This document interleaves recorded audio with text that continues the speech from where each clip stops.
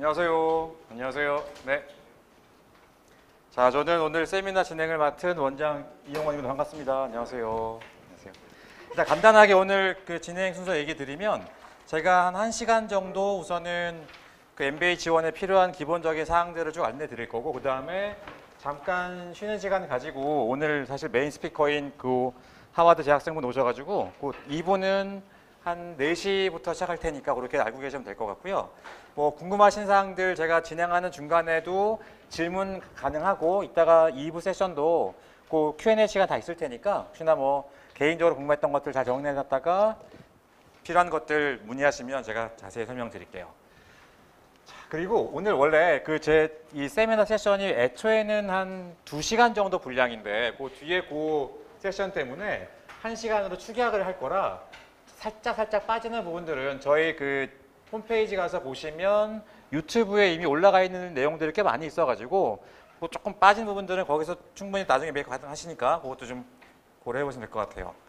자, 이거는 제가 그 세미나 할 때마다 매번 제일 처음에 얘기 드리는 부분인데, 우선은 MBA 지원하시는 분들 중에서 미국 지원을 우선 고려하시는 분들이 가장 많아가지고 관련해서 좀 안내를 드릴 부분이, 그 뭐 아시는 분이 많겠지만 일단 미국에서 학부든 혹은 대학원을 졸업하시면 1년 동안은 비자 이슈 없이 현지에 머무르면서 잡도 찾을 수 있고 여러 가지 생활을 할 수 있도록 OPT를 다 원하게는 주어져요. 이게 MBA도 마찬가지로 주어졌었는데 그동안은 사실상 특별히 효력이 없었던 게, 워낙에 MBA들은 몸값이 비싸다 보니까 회사에서도 1년만 약간 써보기는 부담스럽고, 그리고 MBA 졸업생들도 1년 만에 만약에 잘리면 그 다음 다시 잡을 잡기가 좀 애매한 측면이 있어가지고 특별히 효력이 없었다가, 밑에 보시면 스템이라 그래서 그 학위들 중에서 뭐 사이언스나 테크나 엔지니어처럼 최근에 핫한 부분들과 관련돼 있는 전공을 졸업한 학생들에게는 이게 1년이 아니고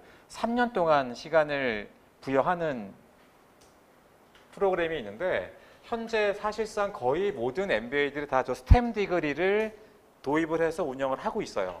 그래가지고 나중에 가서 졸업을 하셔도 현지에서 비자 이슈 특별히 없이 3년 동안 뭐 취업 활동도 가능하고 회사에 취업도 가능하기 때문에 회사에서도 조금 써보기도 편하고, 우리도 현지 취업하기 좀 훨씬 수월해졌으니까 참고로 알아보시면 될 거고, 제가 지금 뒤에 현재 그걸 운영하는 학교들 리스트를 좀 붙여놨는데 이게 거의 실시간으로 계속 업데이트가 되고 있거든요. 그러니까 워낙에 당연히 특히나 외국인 입장에서는 저게 되게 매력적인 포인트다 보니까 저 부분을 가지고 다른 학교의 학생들을 안 뺏기려고 다들 지금 도입하는 중이어서 아마 여러분이 지원하실 때는 훨씬 더 많은 학교들이 저거를 좀 운영할 확률이 높으니까 그 원하는 학교 홈페이지에 가서 보시면 안내가 다 나와 있으니 거기 참고를 해보시면 될 거고, 추가로 하나를 더 얘기 드리면, 이게 그냥 우리 학교 졸업생은 다 스템 줄게요라고 학교가 그냥 손든다고 할 수 있는 게 아니고요.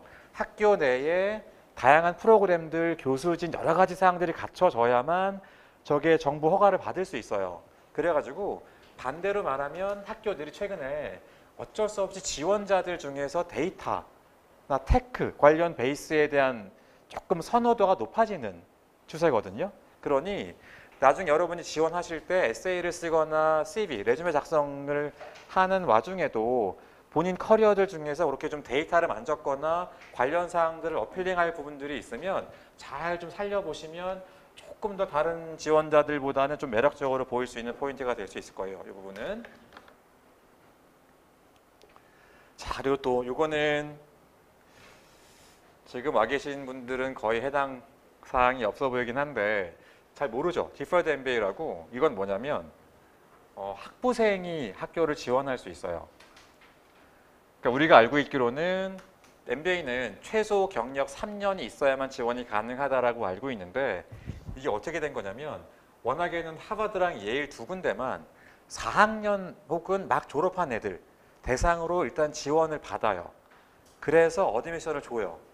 그래 놓고는 입학은 디퍼를 시켜놓고 어드미션을 줄 테니 네가 지금부터 마음대로 2년 또는 3년 일하다가 네가 오고 싶을 때 와라. 언제든 받아줄게. 그러니까 어드미션을 미리 받아놓고 입학을 디퍼해주는 과정인데, 약간 우리말로 하면 약간 입도 선매인 것처럼 조금 애초에 좀 경쟁력이 뛰어나 보이는 학생들을 미리 좀 뽑아가겠다고 만들어 놓은 프로그램인데, 이게 딴 학교들이 니네 두 개만 하기는 억울하니까 지금 뭐 스탠포드니 워튼이니 다 도입해가지고 현재는 20개 정도 학교에서 지금 이 과정을 운영을 하고 있는 중이고, 이것도 나는 이미 경력이 있어서 사실 상관이 없는데, 근데 제가 얘기를 드리는 이유는 이러다 보니까 어떤 일이 생겼냐면 최소 경력 기간에 대한 이슈가 훨씬 얕아졌어요. 그러니까 거의 워낙에 모든 학교들이 미니멈 3년을 얘기했는데 디퍼드를 받은 학생들은 2년만 경력을 쌓고도 학교를 들어갈 수 있어서 그 경력에 대한 미니멈 기간이 좀 짧아진 느낌이 있고 클래스 사이즈가 좀 커졌어요. 그러니까 얘네들은 어드미션을 미리 줘놓고 언제 올지 몰라요. 그러니까 아무 때나 자기네가 원하는 식의 학교를 갈 수 있다 보니까 입학 정원에 대한 사이즈가 좀 훨씬 더 유동적으로 왔다 갔다 좀 변하다 보니 그런 쪽에서 조금 더 외국인들에게 좀 기회가 생길 수도 있지 않을까 싶어가지고 이것도 지금 관련해서 얘기를 드리는 거고, 마찬가지로 이 얘기가 지금 언급되어 있는 학교들은 그렇게 좀 그 입학에 대한 커리어에 대한 그 제한이 다른 곳들보다는 살짝 좀 유연할 수 있겠다라는 것도 좀 감안하셔가지고 경력 연차가 짧은 분들 중에서 지원하실 분들은 좀 첫 번째로 초이스를 해보시면 좋은 학교들일 것 같아서 여기는 제가 좀 소개를 살짝 드리려고 미리 가지고 왔습니다.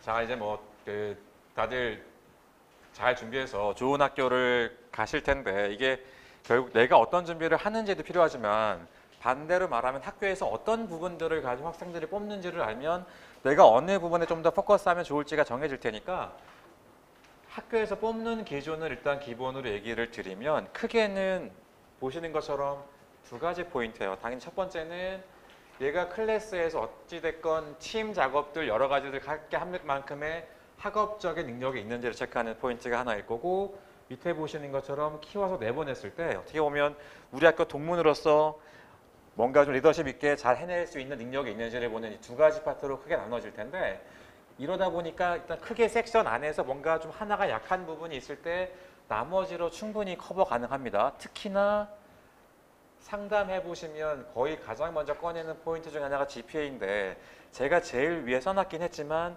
실제로 보내보면 가장 역할이 작아요.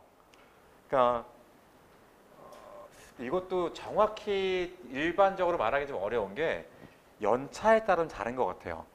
확실히 경력이 좀 길지 않은 분들은 GPA가 가장 최근의 나의 학업 능력을 보여주다 보니까 조금은 더 영향이 있는 편인 것 같고, 연차가 5년이 넘어가시는 분들은 사실 GPA가 벌써 뭐 6년, 7년 전 얘기인데 그걸 가지고 지금의 내 모습을 비추기에는 조금 무리가 있다 보니까 영향이 작아서 GPA 부분이 조금 부족하신 분들도 토플 또는 GMAT 스코어로 충분히 커버 가능하고요. 평균은 꽤 높게 나와요. 학교들이 4.0 만점으로 지금 한 탑 20위권 이내들은 대부분 3.5 정도가 평균 스코어로 나오는데 저희가 보내보면 한국인들 평균은 3점 초반 정도 되는 것 같아요. 그리고 살짝 걱정을 하셔야 되는 분들은 4.0 환산에 3.0이 안 되시는 분들은 조금 추가 작업이 필요하긴 해요. 그게 불가능하다는 게 아니고 3.0이 안 될 때는 내가 왜 그랬어야만 하는지에 대해서 뒤에 에세이 쓰는 안에다가 뭐 당연히 놀았어요 뭐 이런 건 당연히 안 되는 얘기인 거고, 뭔가 남들 안 하는 거 하느라고 얻은 게 많아요 같은 뭔가 이제 말도 안 되는 핑계들을 다 대놓고 플러스 알파로 하지만 나의 학업 능력이 충분하다, GMAT 점수를 봐라, 혹은 나의 이런저런 자격증을 봐라 같은 걸로 커버하면 충분히 커버 가능하니까 그렇게 걱정하실 필요 없을 것 같아요. 이게 뭐 제가 매번 드리는 얘기 중 하나인데 설명회마다 제가 그동안 보냈던 학생 중에 가장 낮은 GPA가 2.24? 근데 심지어 그분은 그렇게 해서 한 20위권 정도 학교 MBA 나와가지고 그걸로 다시 박사를 가서 지금 교수하고 계세요, 미국에서. 그러니까 뭐 충분히 그 학점으로 갈 수 있는 거니까 뭐 크게 신경 쓰실 필요는 없을 것 같아요. 자, 두 번째 있는 토플 또는 IELTS 스코어는 우선은 영어권에서 수업하지 않으실 분들은 모두 봐야 되고요. 혹시나 한국에서 학교를 나왔지만 내 모든 수업이 영어로 진행이 됐다라는 걸 증명할 수 있으면 보지 않아도 돼요. 근데 아마 뭐 한국에서 일반적인 학부를 나오신 분들은 다 시험을 보셔야 되고요. 거의 모든 학교들이 쟤는 미니멈 요구예요. 토플은 보통 100.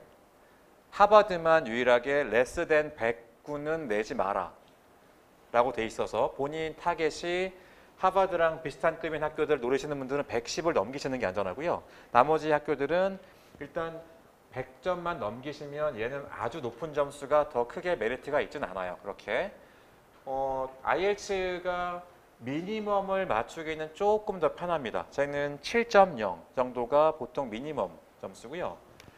두 가지 시험의 차이는 그 다루는 파트는 똑같아요. 뭐 스피킹, 라이팅, 리스닝, 리딩 동일한데 토플은 시험이 묶여 있어요. 그래서 뭐 듣고 말하기, 읽고 쓰기로 묶여 있어가지고 하나가 망가지면 같이 망가지는 경향이 좀 있고 IELTS는 따로따로 듣기 따로 보고 말하기 따로 보고 따로따로 봐가지고 이렇게 한 섹션이 나머지 영향을 안 주다 보니까 약간 영어 기초가 약한 분들이 미니멈 맞추기는 IELTS가 조금 더 편한 편이기는 하고요. 저 대신 두 가지 시험은 뭐 대부분 아시겠지만 유효 기간이 2년만 유효해요. 수가 그거는 참고해 주시고 그래서 대부분의 분들이 일단 MBA 생각을 가지시면 GMAT부터 먼저 해요. 왜냐하면 우선은 GMAT 점수가 5년 동안 유효하기 때문에 먼저 하는데 이미 공부를 하고 계신 분들은 이미 알고 있는 얘기인데 만약에 오늘 처음 오신 분들은 그 조만간에 GMAT 시험이 바뀝니다. 뉴 GMAT이 나오는데 그거 잠깐만 얘기 드리면 우선은 현재 버전으로는 기존 GMAT을 내년 초까지 운영하겠다라고 돼 있고요. 뉴 GMAT은 올해 말부터 시작할 거다라고 돼 있어서 중간에 이렇게 약간 겹치는 기간이 있는 셈인데 우선은 하버드가 입학 요강을 최근에 발표했는데 내년 2라운드, 내년 1월 달 지원까지는 뉴 GMAT은 안 받겠다라고 얘기했어요. 근데 사실상 탑스쿨들은 1월 지원이 아니면 3월에는 거의 선발이 특히나 한국에는 없기 때문에 내년도 입학이 타겟이신 분들은 당연한 얘기지만 기존 GMAT을 하시는 게 맞아요. 어찌됐건 간에. 아예 점수를 안 받겠다는 것도 있어가지고 내년이 아니고 내후년 입학이 타겟이신 분들은 뉴 GMAT을 하시는 것도 상관은 없어요. 이 두 가지 시험은 시험 자체가 확 바뀌는 건 아니고요. 기존 시험에서 한두 개 정도를 빠져가지고 지금 새로운 버전을 만드는 거여서 어떻게 보면 올드 GMAT 시험 준비했던 게 크게 뭐 불리한 거나 뭐 이럴 건 없어서 아마 제 생각에는 하도 해도 관계없을 것 같고 이거 결정이 사실 제일 큰 이슈는 횟수 같아요. 이게 GMAT 시험이 1년에 5회 볼 수 있고요. 평생 8번만 볼 수 있어요.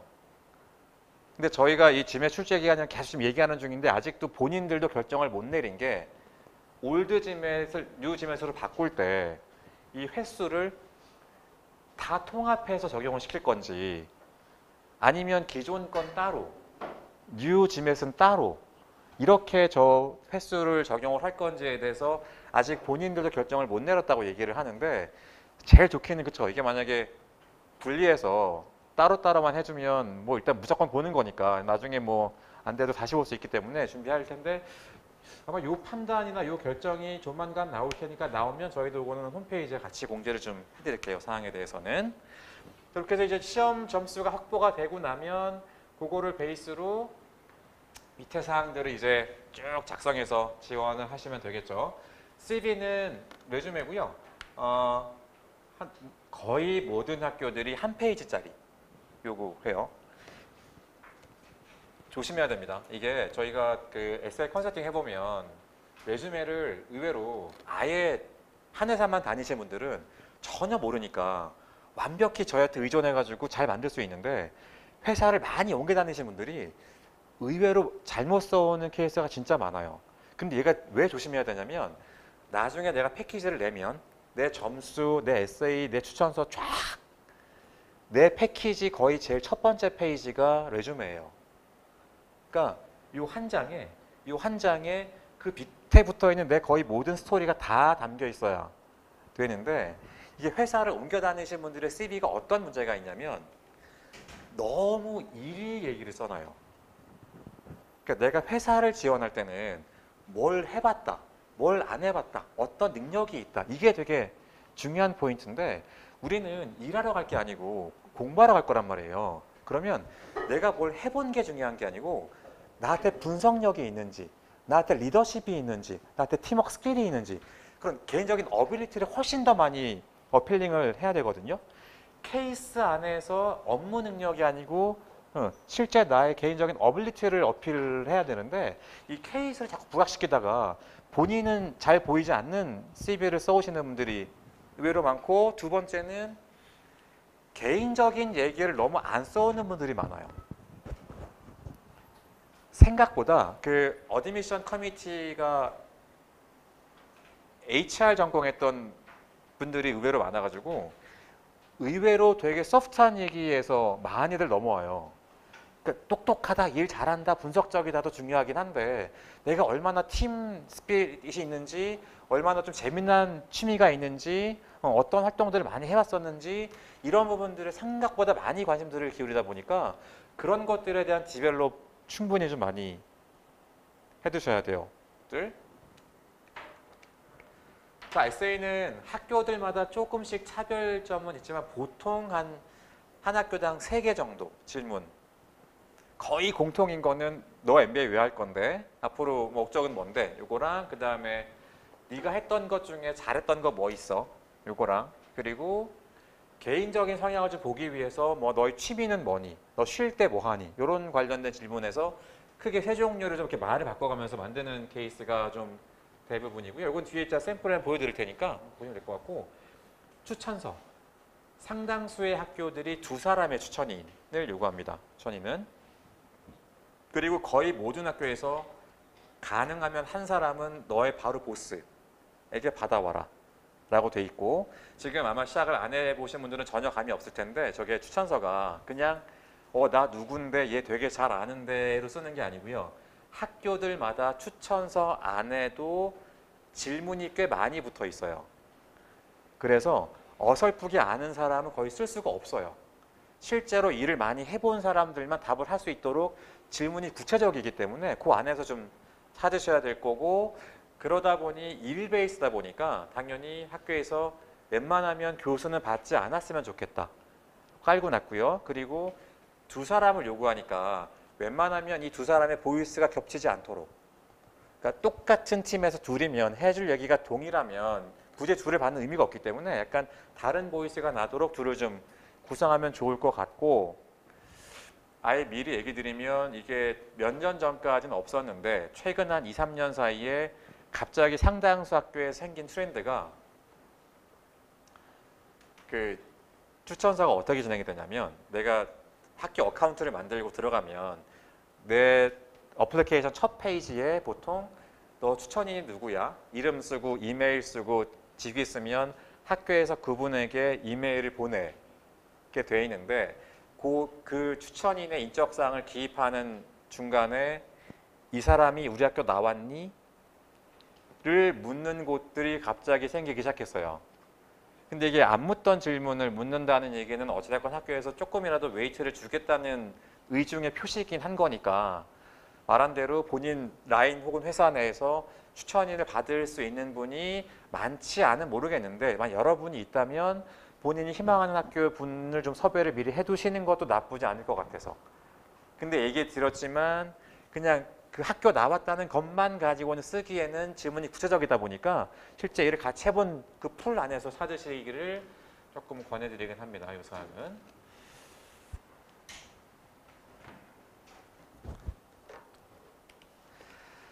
자, 이게 뭐 다른 것보다는 타임라인이 사실은 좀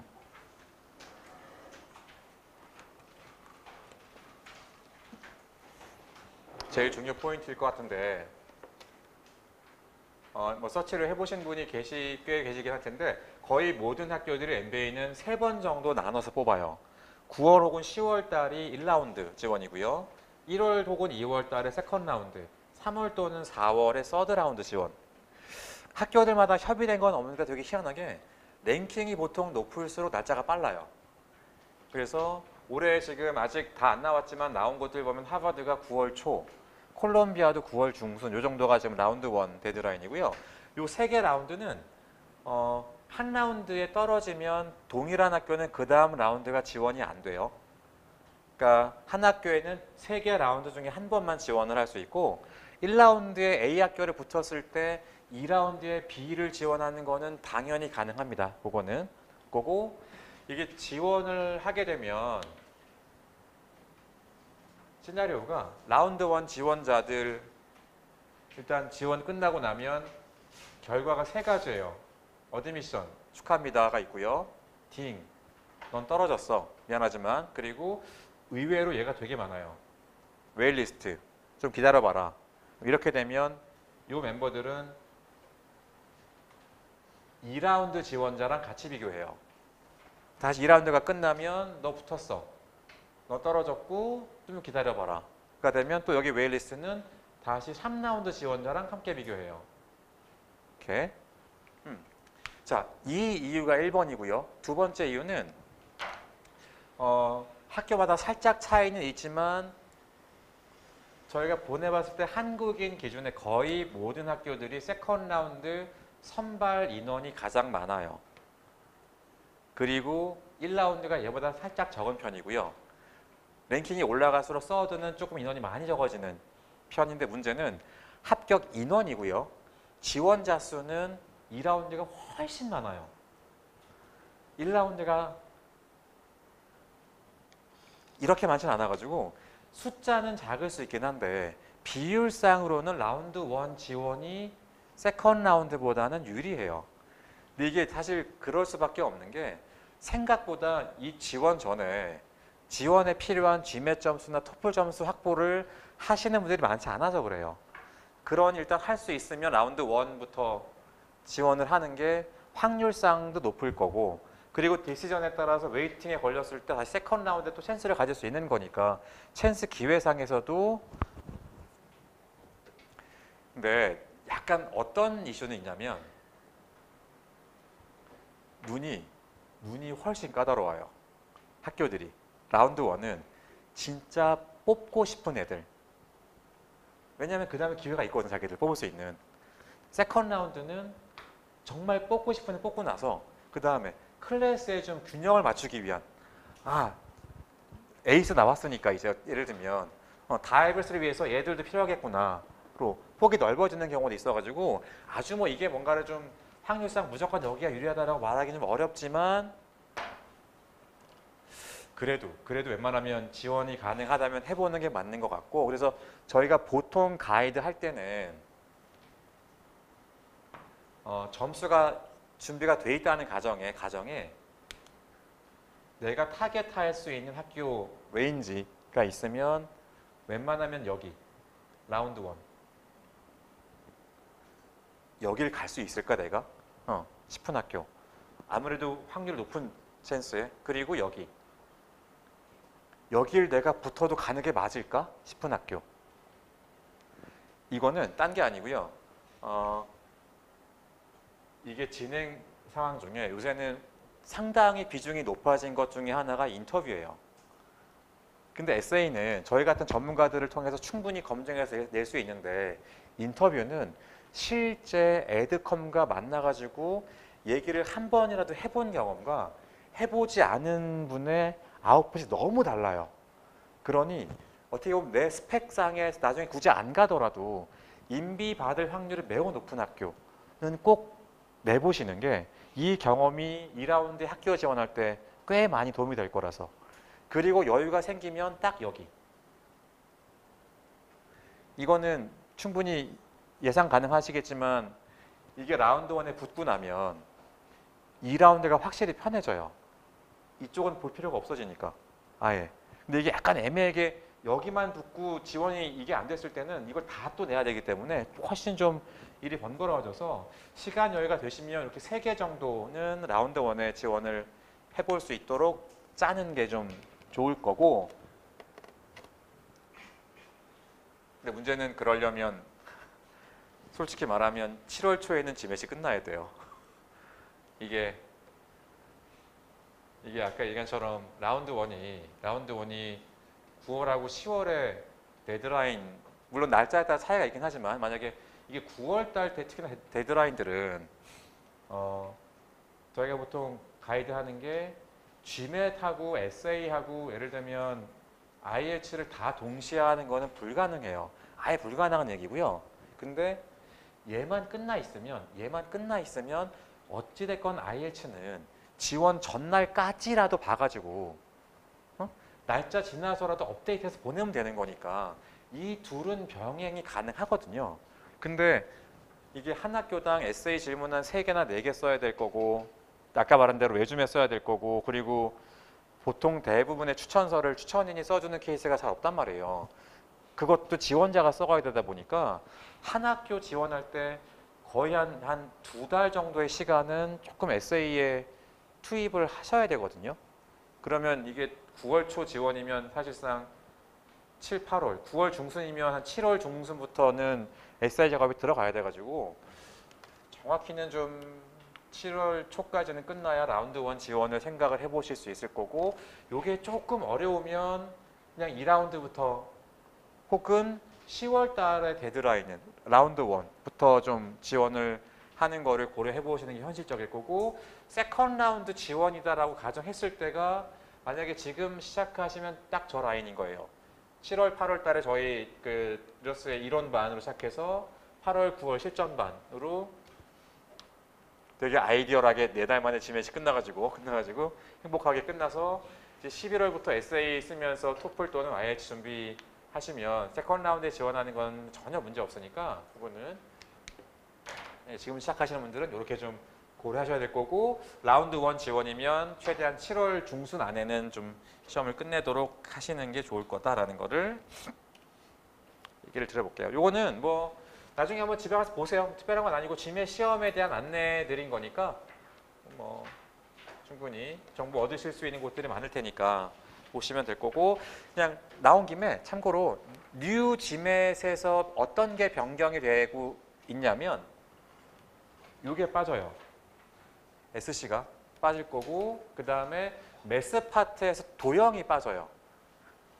도형이 빠지고 매스에서 PS랑 DS를 분리한 다음에 매스 DS를 IR하고 붙여가지고 데이터라는 과목으로 과목 하나를 만들고 CRRC 가지고 버벌, 매스 PS만 가지고 퀀트 이렇게 3개로 시험 구성을 해서 전체 시간을 라이팅 요거 빼고 SC가 빠지니까 좀 시간이 줄어드는 형태로 변형을 하겠다라고 지금 얘기를 한 상태입니다. 뉴 GMAT은.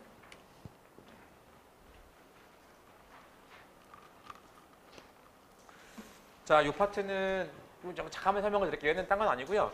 저희 리더스의 일단 수업 안내가 조금 헷갈려 하시는 분이 많아가지고 이미 뭐 듣는 분들은 별게 아닌데 저희 수업의 제일 좋은 점이 뭐 시작하는 이론반이건 중간에 실전반이건 간에 리더스의 모든 수업은 오프라인하고 온라인이 다 왔다 갔다 교차가 가능합니다. 저희 모든 수업이 평일에도 수업이 있고 주말에도 수업이 있고 온라인도 수업이 있어서 뭐 이게 뭐 오전반 시청이나 주말반 시청이 아니라 어디든 뭐 이론반 이렇게 신청을 하시면 같은 이론반이면 그걸 오전에 평일에 듣건 주말에 듣건 온라인으로 듣건 편하신 시간대 왔다 갔다 해서 들으실 수 있고 혹은 뭐 평일에 들었는데 이해가 안 되면 다시 주말에 오셔도 되고 주말에 와서 또 이해가 안 되면 다시 온라인으로 메이크업도 가능하니까 뭐 수업은 어떻게든 좀 효율적으로 편하게 약간 준비할 수 있도록 구성해놨으니까 그거 참고로 보시면은 될 거예요. 일반적으로는 저희가 시간 여유가 좀 많으신 분들은 그 매스랑 버벌을 이론 정리를 한 달에 다 끝나게 하고 둘째 달에 실전반, 적중반을 다 끝내놓고 둘째 달 마지막이나 3개월 차 초에 첫 번째 시험을 좀 보도록 추천을 드리고요. 저 첫 시험 결과를 가지고 저희 쪽에 연락을 주시면 저희가 저거 관련해서 그 다음 시험까지 어떻게 준비하면 될지 좀 자세히 안내 상담을 드리니까 그 이유는 그렇게 해서 그냥 진행해 보시면 충분히 뭐 저희 가이드를 따라오시면 다들 결과는 잘 만드실 수 있을 거예요. 내용은. 자, 요건 제가 살짝 좀 얘기 드릴 게 지금 얘기한 대로 아이디얼하게 점수가 잘 나와서 시험 저기 지원 전까지 에세이 쓸 시간을 충분히 확보하면 제일 좋은데 이게 의외로 GMAT 또는 토플 또는 IELTS가 살짝 계획보다 길어져 가지고 끝나고 땡 끝내고 에세이를 본격 시작했을 때 지원까지 텀이 좀 짧아지는 분들이 의외로 상당히 많아서 지금부터 아직도 GMAT를 하시는 분들은 다음 달부터는 이 에세이를 위한 사전 작업을 틈틈이 좀 해주시면 더 좋을 것 같아가지고 특별한 거 필요 없어요. 별 필요 없고요. 우선은 현재 학교들이 지금 하나씩 내년 9월 입학을 위한 입학 요강 및 에세이 질문들을 발표하는 중이거든요. 아마 저기 다음 달 중순 되면 거의 다 나올 텐데 그러면 본인이 타겟하는 스쿨 들어가셔가지고 그 에세이 질문들 뽑아다가 여기에 쓸만한 소재거리들 어떤 게 좀 있는지 그 중에 제일 중요한 거는 이거 골 내가 왜 가야 되는지를 조금 틈틈이 좀 맨날 공부하는 거 아니니까 짬 날 때마다 좀 그리고 저걸 어떻게 해야 될지 모르겠다 싶으시면 제일 편한 거는요 아마존 들어가서 MBA 에세이집 팔아요. 그 중에 제일 좀 뭐랄까 많이 구입한 거 그냥 하나만 많이 사봐야 도움 안 되니까 하나만 사가지고 아 이런 얘기 쓰는구나.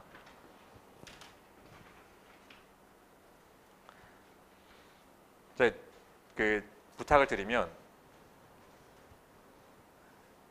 골이에요. 롤 아니고. 이거 나중에 이제 저기 에세이 컨설팅 시작해서 학생분이 저 설명회 듣고 되게 고민 많이 해왔어요. 그러면서 갔다 와서 CEO 하려고요. 아무 고민 없는 이게 그 제일 조심해야 될 거 포지션 아무 의미 없어요.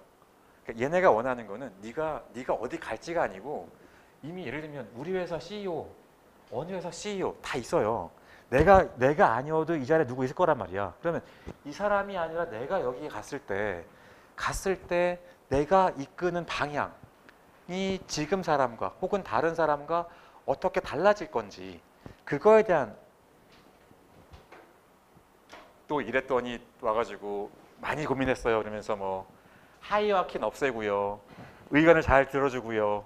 그러니까 CEO면 해야 되는 또 바른 정답을 써오셔도 아무 의미 없는 거니까 정말 나기 때문에 할 수 있는 내용들. 이제 이러려면 본인의 비즈니스 필드에 대해서 현재 어떤 일이 벌어지고 있고 앞으로 5년 뒤, 10년 뒤 어떤 일이 발생을 할 거고 그거에 대해서 어떤 좀 찬스가 있고 이런 좀 고민이 필요할 테니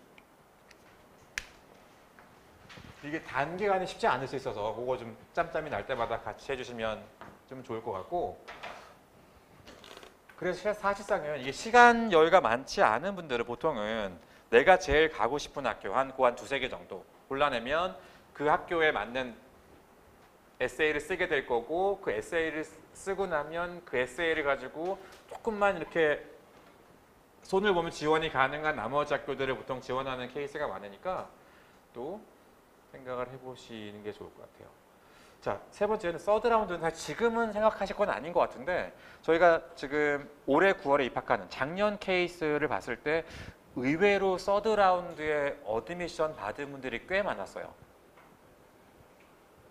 이게 약간 살짝 도박 케이스는 제가 수업 듣는면서 말한 적도 있는데 학교 입장에서는 어찌됐건 클래스 다 채워야 돼요. 이게 한 사람이라도 빠지면 금액으로 엄청난 마이너스이기 때문에 채워야 되는데 이슈는 중복 합격이 가능하다 보니까 여러 개를 붙은 학생들이 빠져나가다 생긴 그 빈자리를 서드 라운드에 마지막으로 채울 수 있는 학교의 찬스. 그럼 이때는 이 뒤에 라운드가 없다 보니까 학교들에서 무조건 올 사람들.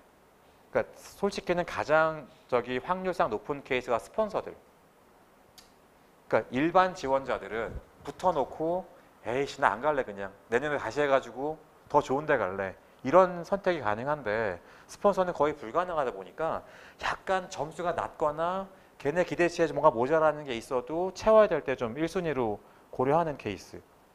아니면 이렇게 뭐 부부 같은 지원. 꼭 같이 가야 되는 뭔가 이벤트가 있는 케이스들에서 좀 찬스 있는 경우들이 의외로 많았어가지고 그것도 한번 체크해 보시면 좋을 것 같고요. 제가 좀 미국 기준으로 많이 얘기를 드렸는데 유럽이나 아시아도 최근에는 지원자가 좀 많이 늘어나는 편이고 특히나 유럽이 살짝 미국하고 조금 다른 느낌은 점수를 미국보다는 조금 덜 보는 느낌이에요. 유럽 학교들이 좀 덜 보는 느낌인 거고 그리고 뭐랄까 뭔가 하나의 훨씬 능력이 뛰어난 느낌보다 되게 다양한 부분들에 좀 장점이 있고 조금 도전적이고 이런 학생들에 대한 선호도가 꽤 높은 편이니까 본인이 생각보다 내가 점수가 잘 나오진 않았지만 내가 좀 재미난 것들을 좀 많이 해보고 싶다 하시는 분들은 유럽 학교 지원도 고려해 보시면은 괜찮을 것 같아요. 사항은. 자, 요거는 우선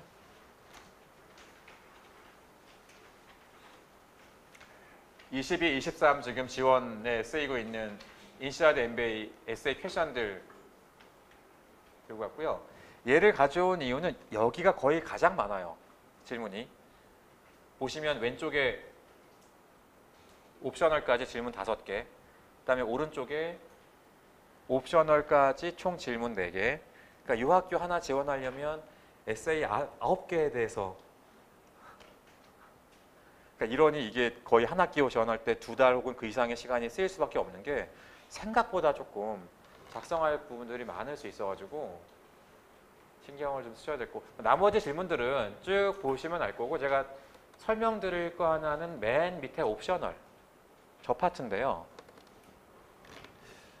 모든 거의 학교들의 마지막 질문은 전부 옵셔널이고 저기는 보통은 이렇게 써 있어요. 네가 점수가 낮거나 학점이 낮거나 경력에 6개월 이상의 갭이 있거나 뭔가 좀 불리한 지원 측면에 포인트가 있으면 그거에 대한 이유를 써라. 혹은 추천서를 니네 팀에서 못 받았거나 뭐 이런 거에 대한 이제 변명을 쓰라는 파트인데 물론 당연한 얘기지만 그런 거에 대해서 좀 설명을 해야 될 분들은 설명을 하시면 될 거고요. 나는 하나도 설명할 게 없어 그 중에. 그렇다고 쟤를 그냥 비워두지 말고요. 어찌됐건 나를 어필링할 수 있는 또 하나의 찬스인 건 맞는 거니까 위에 질문에서 물어보지 않은 사항들 중에서 내가 좀 어필링 할 수 있는 부분들이 있으면 꼭 채워 넣으세요. 저것도 가능하면. 가장 많이 하는 거는 컨트리뷰션. 뭐 내가 갖고 있는 장점, 내 경력 혹은 뭐 여러 가지 것들 중에서 학교를 갔을 때 내가 좀 기여할 수 있는 거, 애들하고 나눌 수 있는 거 그런 부분들에 대해서 어필링하는 포인트로도 많이 활용하니까 이렇게 활용해 보시면 좋을 거예요. 이것도 그냥 나중에 한번 쭉 읽어보시면 될 거고 뭐 지금 얘기해봐야 나중에 기억이 안 나겠지만 그래도 2가지만 제발 롤 쓰지 말자. 골, 비전. 그다음 또 하나는 네가 뭘 잘했니? 를 쓰는 에세이도 내가 정말 뭘 잘했어요에 케이스를 쓰시면 안 돼요. 그러니까 이것도 되게 애매한 게 저거 써오라고 하면 뭔가 되게 힘든 상황이 있었고 내가 한 거는 살짝 뭘 했고 그래서 이만큼의 결과가 나왔고 글 다 읽고 나면 어떤 케이스에 대해서는 내가 알게 됐는데 지원자가 잘 안 보이는 에세이를 써오는 분들이 의외로 많아요. 그러니까 내가 뭘 했고 내가 왜 그렇게 했고 어떤 변화가 생겼고 이 부분을 훨씬 더 부각시키도록 내 액션과 내 의도와 어떤 내 능력이 좀 잘 드러나도록 그 케이스 에세이도 그 부분에 좀 포커스를 해주시는 게 훨씬 더 좀 좋은 에세이니까 그래서 아까 그 얘기한 거예요. 그래서 그 질문들에 쓸만한 소재거리들을 많이 발굴해내야 된다고. 왜냐하면 어떤 소재는 케이스는 좋은데 내 얘기 남기가 어려운 소재가 있으면 걔는 빼다가 추천서로 쓴다든지 여러 가지 용도로 활용이 가능하기 때문에 짬짬이 좀 그런 부분들은 디벨롭을 시켜 놓으시는 게 좋을 것 같아요. 자, 요거는 추천서입니다. 추천서.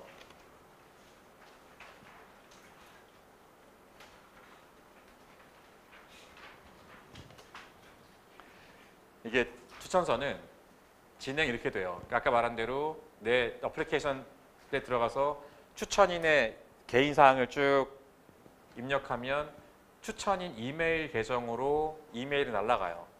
그래서 그분이 메일을 열면 링크가 딱, 그 링크를 클릭하면 보통 얘가 떠요.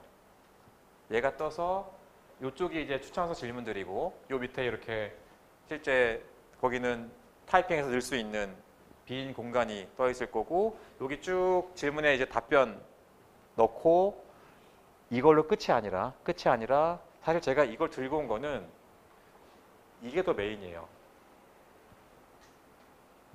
글자가 되게 작아서 잘 안 보일 수도 있을 텐데, 이게 이 주관식으로 추천서 질문에 답변 쓰는 것도 있지만, 요 짜잘짜잘한 개별 항목들에 대해서 점수를 매기는 것도 있어요. 리더십 5점, 4점, 3점, 2점, 1점 이렇게, 인터퍼스널 스킬 5점, 4점, 3점, 2점, 1점 다. 그러다 보니 이거를 단 너댓 개 학교를 지원하면 내 위에 보스가 앉아가지고 이걸 다 영어로 써주고 앉아서 저걸 다 클릭을 해주는 게 사실상 거의 불가능하다 보니까, 대부분은 추천인이 학교에서 이메일을 받으시면 그 이메일을 나에게 포워드를 해주시고, 그럼 내가 그거를 열고 들어가서 내가 이걸 기입해 놓고 내가 저걸 다 넣어놓고 그냥 그대로 세이브 해 놓으면 추천인이 한번 보고 서브밋 한다든지, 아니면 그냥 내가 다 넣고 내가 서브밋 하는 형태로 지원하는 케이스가 일반적인데, 조심하실 게 추천서를 서브밋한 PC와 IP와 내 에세이를 내는 IP가 동일하면 가끔 학교에서 연락 와요. 너 이상하다. 둘이 겹치거든? 어떻게 된 거니? 라고 연락 오니까 그거 조금 그렇게 하실 분들 조심해 주시고, 그리고 그 이전에 다시 돌아와서 요거, 주관식은 주관식인데 객관식의 이 질문들을 왜 이 학교가 물어볼까? 그럼 다시 말하면 내 레주메나 내 에세이나 내 추천서에 이런 항목들에 대한 뭔가 어필링이 돼 있는지, 심지어는 조금 더 세게 말하면 왜 순서는 이 순서일까? 어떻게 보면 조금 더 위에 있는 항목들은 얘네가 살짝은 좀 더 중시하는 포인트들은 아닐까? 그러니까 내 패키지 안에 저 부분들에 대한 게 전혀 안 살아 있어도 살짝 문제일 테니까 가장 좀 드러내기 좋은 것들이 레주메. 아까 말했지만 케이스 보여주는 게 아니고 내 능력, 그거 어떻게 한 겁니다라고, 무엇이 아니고 어떻게 한 겁니다를 보여줄 때 이런 부분들을 최대한 좀 살릴 수 있도록 항목들을 잘 좀 분배해가지고 작성해 보시면.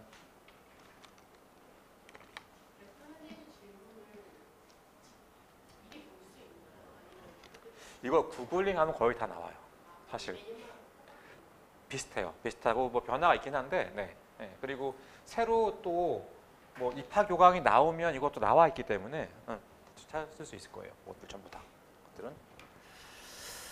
그리고 아까 얘기 드린 대로 이게 뭐 회사 스폰서십이거나 해서 추천인을 내가 충분히 잘 확보할 수 있으면 좋은데, 회사의 비밀로 지원을 하셔야 하는 분들 같은 경우에는 어쩔 수 없이 상사한테 못 받게 될 테니까, 이제 그런 경우라면 어찌됐건 뭐 좀 가까운 뭐 이전 상사건 뭐 아니면 우리 파트너사건 간에 분들한테 받은 다음에 내가 왜 그럴 수밖에 없었는지에 대해서 아까 말한 옵션을 쓰시면 충분히 다 이해해 주니까 너무 많이 그 부분에 대해서는 걱정하실 필요는 없어요. 이게 학교는 높은 직급을 좋아하지 않아요. 그러니까 물론 나랑 일을 많이 해봤는데 높아지면 좋아요. 근데 무작정 높은 사람이 좀 필요한 게 아니고 훨씬 디테일하게 써주는 사람이 필요해요. 그러니까 어차피 여러분이 쓸 테니까 좋은 추천서는요, 아 얘가 뭐 어떤 리더야 무슨 리더야 말로 하는 게 아니라 케이스를 보여줘야 돼요. 나랑 얘랑 이런 이벤트를 저렇게 했는데 얘가 요렇게 하더라고. 그 케이스만 읽어봐도 리더십이 느껴지도록 혹은 뭔가 창의력이 느껴지도록, 뭐가 분석적인 사고가 느껴지도록 케이스 안에서 그걸 드러내야지 말로 막 펼쳐주는 게 절대 어필링이 안 되는 거니까 그 부분만 좀 참고하시면 충분히 좋은 추천서 쓰실 수 있을 거고, 이게 이러니 추천서가 변별력이 있겠어라고 말하지만 저희가 작년에 그 워튼 합격생 한 분은 추천인한테 학교에서 메일이 갔대요. 네 추천서 때문에 뽑았다는 식으로 실제로. 그러니까 너무 정말 성의 있게 써줘가지고 네가 그만큼 이 사람을 생각한다라는 게 자기도 되게 감명받았다는 식의 메일을 받았다고 이렇게 하니까 절대 소홀히 할 수는 없는 부분이긴 합니다. 이 부분도. 자, 여기도 뭐 얘기 쭉 다 드렸고. 네.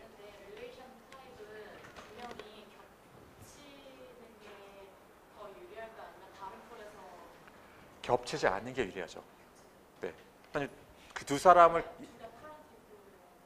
왜냐면 얘네가 그럴 거면 추천인을 굳이 2명을 요구할 이유가 없어지잖아요. 요구했다는 얘기는 다른 보이스를 좀 보여주기를 원하기 때문에 1명이 아니고 2명을 요구하는 거기 때문에 웬만하면 좀 다른 풀로 짜주시는 게 좋아요.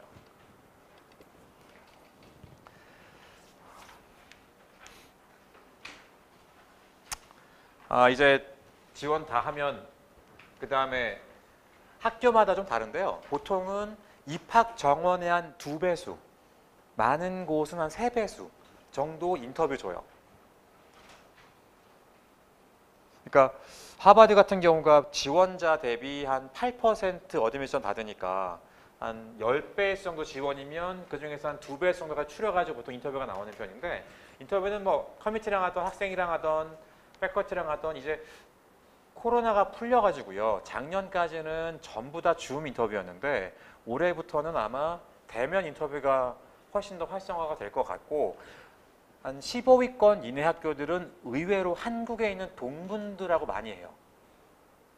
생각보다 많이 하고, 그리고 어드미션 커뮤니티가 한국을 방문하는 경우도 꽤 많아요.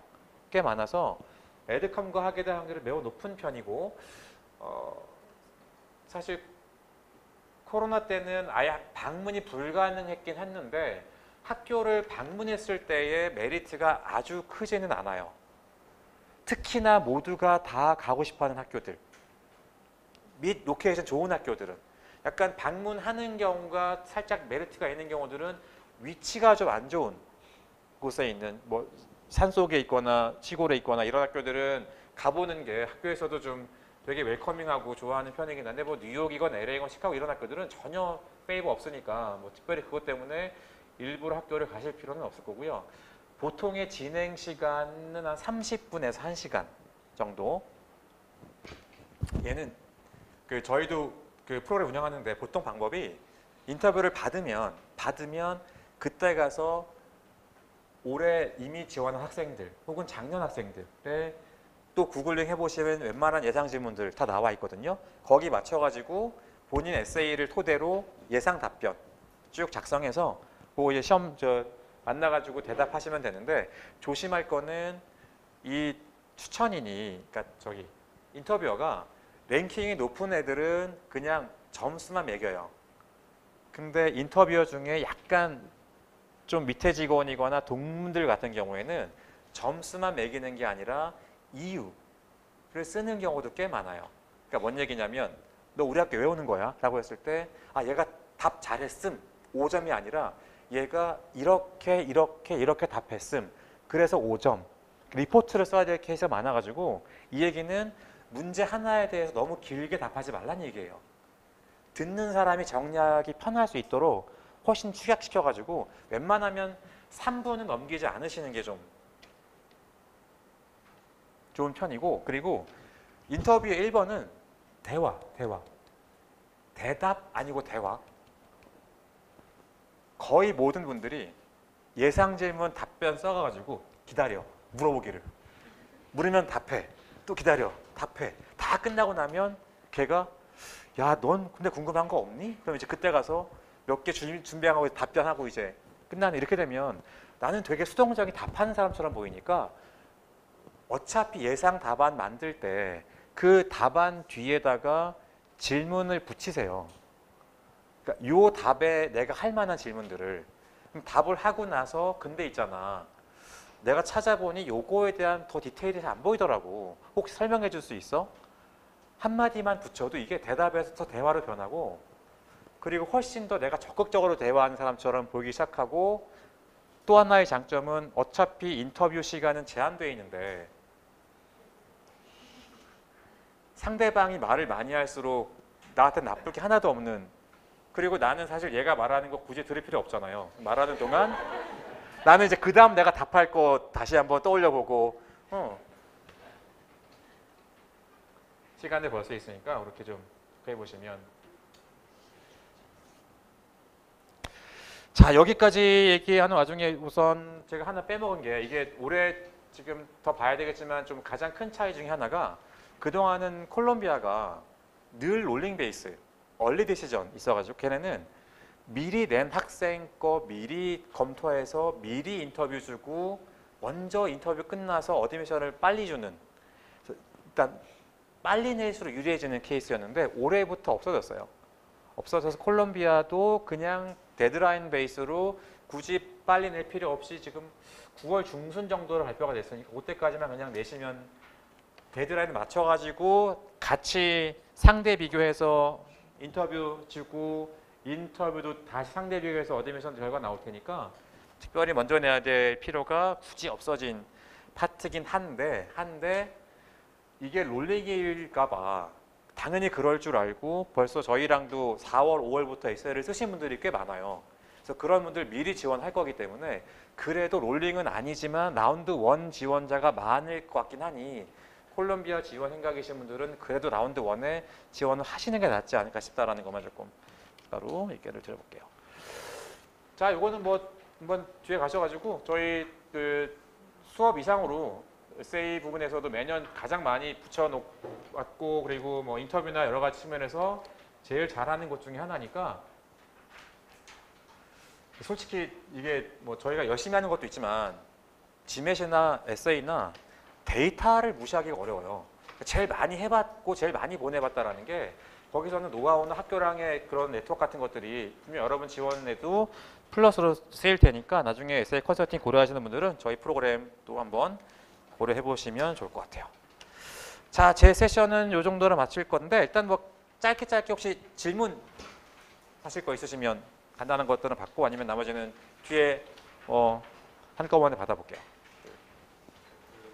원하는 학교가 있는데 그 학교에서 계속 원하는 어드미션 관련된 세미나도 하고 이런 그때마다 참여를 해가지고 관심도를 보여주면 나중에 그게 이력서나 이런 것도 있겠죠. 앞으로 되게 많을 거거든요. 그러니까 뭐 페어 같은 것도 있고 커피챗도 있고 학교들마다 그런 여러 가지 이벤트가 있을 텐데 한 번씩은 참여를 하시는 게 좋아요. 그러니까 이게 딴 건 아니고요. 그게 뭐 얼마큼 플러스일지는 모르겠지만 나중에 학교 지원하면 원서를 쓸 때 거의 모든 학교가 네가 우리 학교를 알기 위해서 그동안 뭐 해왔어? 웹서치 하나만 클릭하기에는 그리고 그런 거 참여하면 그때 그냥 참여했다가 아니고 그 이력이 남아 있어요. 솔직히는 물어보면 그 데이터는 사실은 어드미션 커뮤니티보다는 그 학교의 마케팅 팀에서 보통 쓰는 거라 아주 크리티컬하진 않지만 그래도 참석해 보시는 게 나쁠 건 없으니까. 두 번째는 제일 좋은 거는 커뮤니티랑 네트워크를 할 수 있으면 제일 좋긴 해요. 사실. 그러니까 참석해가지고 명함이라도 받았다가 지원 중간중간에 이메일 보내가지고 뭔가 답 얻을 수 있을 만한 것들 얻으면서 네트워킹을 좀 해두시면 그거는 조금은 더 좀 플러스가 있긴 있는 것 같아요. 확실히. 특히나 좀 한 랭킹으로 한 20위권 이하 학교들은 더 좀 센 포인트가 되니까 꼭 해보세요. 그건. 네. 아까 추천서 같은 경우는 교수보다는 직장이나 커리어 접촉이 좋다고 하셨는데 디퍼드 미션 같은 경우는 교수 받아야죠. 네, 인턴 아니면 교수. 네, 그건 받아야 되고. 거기는 다른 거니까. 네. 스템 MBA 같은 경우는 일반 MBA랑 같은 틀에서 뽑는 건가요? 아예 아니 그냥 그게 학교에서 그냥 우리 지금 레귤러는 전부 스템이야 이렇게 돼 있어요. 혹은 우리 들어와서 요 수업을 들으면 스템을 줄게 이렇게 돼 있거나 아예 다른 프로그램이 아니라 그냥 들어가시면 자체가 다 돼 있던지 그 안에 어떤 특정 과목을 몇 개 더 들으면 그게 되던지 그런 네네네 똑같은 거예요. 똑같은 거예요. 네, 차이는 없어요. 자 그러면 잠깐 쉬는 시간 가지고 한 4시 10분 정도에 두 번째 세션 시작할게요.